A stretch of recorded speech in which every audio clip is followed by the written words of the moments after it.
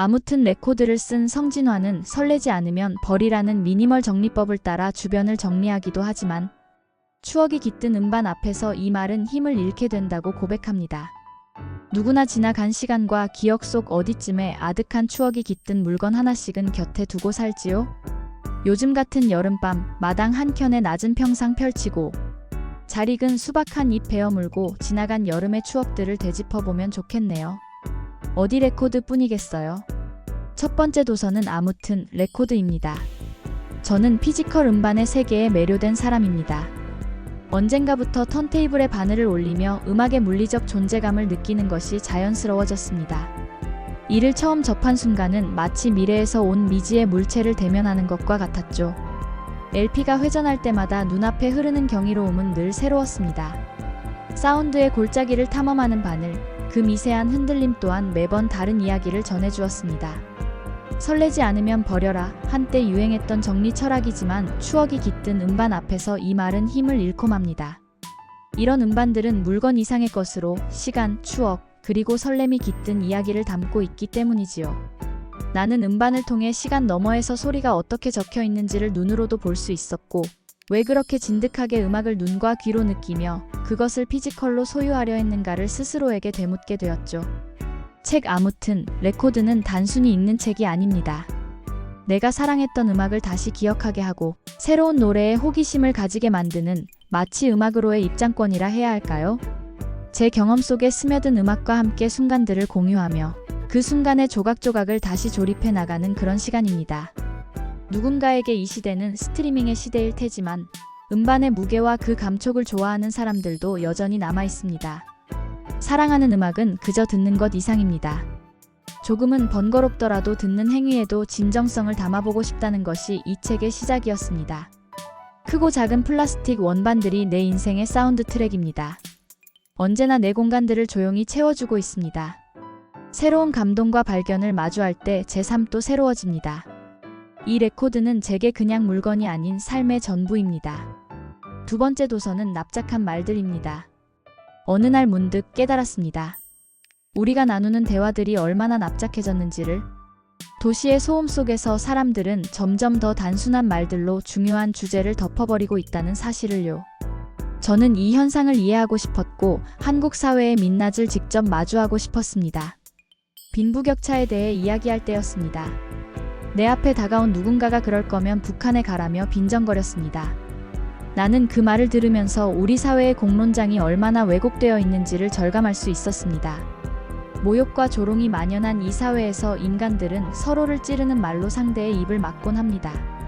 이 책에서는 제가 직접 겪고 느낀 그 납작함을 풀어보고자 했습니다. 제가 일상에서 목격한 것은 단지 빈정거림의 문제가 아니었습니다. 그것은 능력주의의 미명 하에 숨겨진 차별과 폭력, 그리고 그로 인해 많은 이들의 삶이 누그러져가는 비극에 가까웠습니다.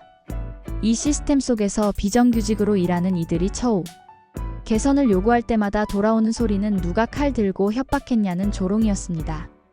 많은 사람들이 능력주의에 대한 믿음을 전제로 모든 조건은 같다며 평등을 왜곡하고 성차별이나 장애인 차별 같은 구조적 문제에 대해선 무시로 일관하고 있습니다. 이런 모습이야말로 우리 사회의 키워드를 납작한 말들로 만드는 근본적 요인 중 하나라고 여깁니다. 그리고 저는 우리가 사용하는 언어가 그 자체로 사회를 후퇴시키고 있다는 것을 깨달았습니다. 한때 시민 불복종과 국민 저항권은 인간의 위험을 위해 저항하는 용기를 상징했지만 이제는 폭력적인 행동조차 정당화하는 도구로 전락하고 말았습니다. 이 책은 내가 마주한 이 모든 순간들을 통해 납작한 말이라는 것의 진정한 의미와 그것이 우리의 일상에 미치는 영향을 탐구하고 있습니다. 이 책을 통해 독자들이 타인의 삶을 납작하게 하지 않고 상상력 있는 언어로 서로를 이해할 수 있기를 바랍니다. 우리가 당연하게 여겼던 것들을 되돌아보고 새로운 방향을 모색할 때 변화는 시작될 수 있다고 믿습니다. 세 번째 도서는 호모 레퍼런스입니다. 나는 인류의 역사를 탐구하는 이 여정을 통해 무엇이 인간을 특별하게 만드는지에 대한 답을 찾으려 했다. 인류는 단순한 모방을 넘어 참조와 창조를 통해 진정한 발전을 이루고 있음을 알게 되었다.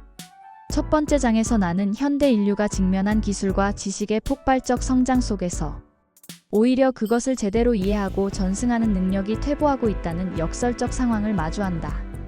수많은 정보 속에서 진정한 이해를 잃어가는 모습은 암담했으나 우리에게 새로운 길을 모색하라는 신호로도 읽을 수 있었기에 다행이었다. 250만 년 전 최초의 석기가 만들어진 순간부터 시작된 인류의 도구. 진화 과정은 호기심을 자극하기에 충분했다. 인류는 이전 세대의 기술을 참조하며 끊임없이 발전해왔다. 이 창조적 참조 능력이야말로 인류를 특별하게 만든 핵심 요소였음을 깨달았다.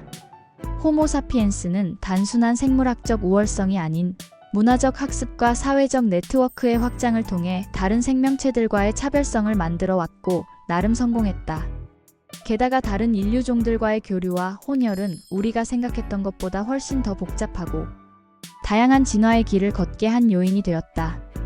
고대 문명들이 남긴 흔적들은 인류의 문명사가 빙산의 일각에 불과하다는 사실을 알려준다. 튀르키예의 아나톨리아, 불가리아의 프로바디아, 인도네시아의 군웅, 파당 등에서 발견되는 놀라운 기술적 성취는 인류가 한층 더 복잡하고 다채로운 역사를 품고 있음을 시사한다. 또한 동서양 사상 간의 연결고리들을 추적하는 과정에서 기원 전 6세기에서 3세기 사이 유라시아 대륙 양끝에서 유사한 철학적 통찰이 동시에 출현한 것은 결코 우연이 아님을 알게 되었고, 이를 통해 고대에 보이지 않는 문명의 네트워크가 존재했음을 짐작할 수 있었다. 마지막으로 이 모든 경험을 통해 인류는 참조의 힘을 통해 진실을 축적하며 생존해왔다고 믿게 되었다. 그리고 나는 이 이야기를 통해 인류를 호모 레퍼런스로 규정할 수 있었다. 이번 주 신간은 어땠나요? 마음을 움직이게 한 책이 있다면 근처 서점에 가서 둘러보세요. 서점을 둘러보면 훨씬 더 다양한 책들이 기다리고 있습니다. 영상 끝까지 시청해주셔서 감사합니다. 좋아요, 구독은 영상 제작에 큰 도움이 됩니다. 감사합니다.